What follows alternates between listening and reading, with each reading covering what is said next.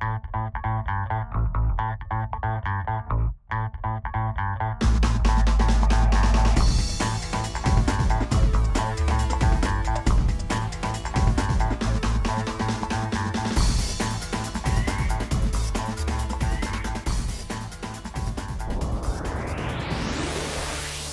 course is targeted mainly at students who have completed a major in a language discipline. Students in our course can only study one language at a time. That's an important distinction to make. But if you think about doing an undergraduate degree in a language and emerging out of that degree at one of the higher levels, that's about the proficiency level that we require for the course. A lot of people potentially mix up the definition of interpreting and translation. Translation is the written transfer of one language to another, and translation can embody various different text types, various different types of translation. So within the course we start off with fairly generic informative texts to translate, and then we move through various degrees of speciality, looking at legal text, medical text. We have quite a lot of fun with literary translation, specifically children's literary translation. Interpreting is providing translation in a verbal context, which is pretty simultaneous or consecutive sometimes, but it's not from a written text, it's from what people say. So interpreting can be divided in different fields and domains, if you want. Of course, we need interpreters in what we call the community interpreting field, which is more public service interpreting in hospitals, in courts, in police offices and stations. We also need interpreters in business meetings, which we call generally liaison interpreting. Students have about 6 to 8 hours of learning or courses every week. They attend lectures in English which are generally dedicated to theory or applied theory of interpreting studies. Then they are placed in language-specific groups when they learn the different techniques of dialogue interpreting, consecutive interpreting, or simultaneous interpreting in the booth. We organize a lot of mock situations where we organize mock trials, mock conferences, mock business meetings, where every participant, which means every student, has a role to play. It is a fairly unique program in Australia because it's very flexible in its structure, and it combines an academic stream and a professional stream, which allows the students really to choose where they want to go in the course of their study. So some students opt to take the more professionally oriented units, and they are students who have an interest in going straight into the field and working as interpreters or translators in the various non-literary domains usually, so legal, health, government, business-oriented sectors. Whereas we have students who are interested in doing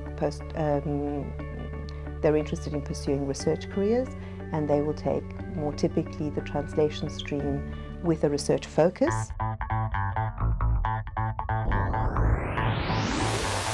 We do offer within the program the opportunity for students to study abroad, and this comes in the form of our double masters program, which is currently being offered with a university in France, in Lyon.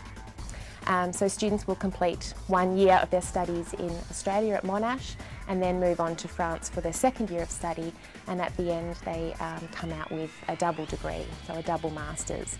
This double masters is a model that we are now trying to get up and running in various other countries.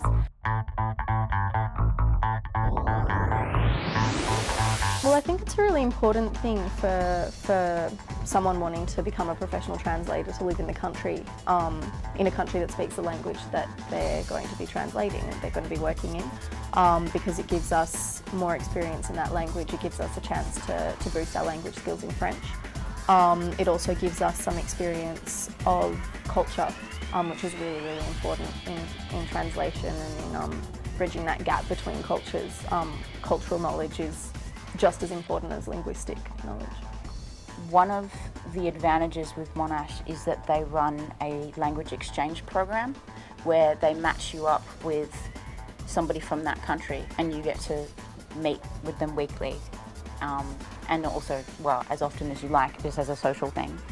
And I found that's been really good for me to keep up my Japanese, because there aren't as many opportunities to speak it here. My experience here not only let me learn about different cultures, about their traditions, their languages, but I think it also gave me the chance to reflect on my own culture. And because growing up in Japan, you don't really, you're not really conscious of what Japanese culture is, but by doing translation, interpreting, and always comparing the two cultures and the languages, I think it gave me the chance to look at my culture from a very new perspective, and I think that was a very good experience for me. We have different difficulties in translation. It's related closely to our culture and language aspects. For example, if we translate it raining cats and dogs, I can't translate word for word into Chinese, otherwise people don't understand. So there's a lot to learn. In the program, we are required to do both research and to attend seminars, lectures, and workshops to practice interpreting and translation. Also, we are required a minimum of 80 hours practicum in both streams, and so we go to hospitals, courtrooms, and legal aid services centers.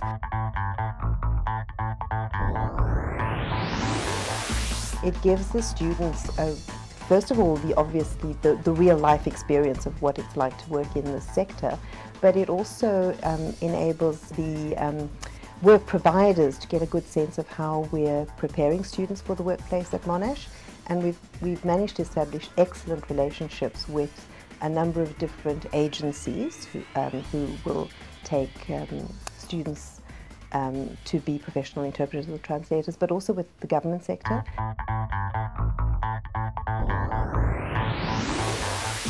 We have a brand new lab here, which is a brand new language lab using a new environment and mixing different types of technology, where it's very easy for us to show students different things using new digital technology. So that's one thing.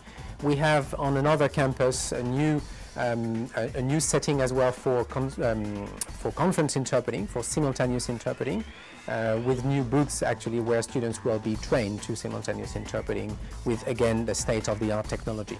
I think that interpreting for a doctor and a patient is as difficult as interpreting in a booth during a conference. It's all about communication, it's all about mediating, it's all about acting as a bridge for people who can't communicate without you, so that's really enriching for the interpreter, definitely.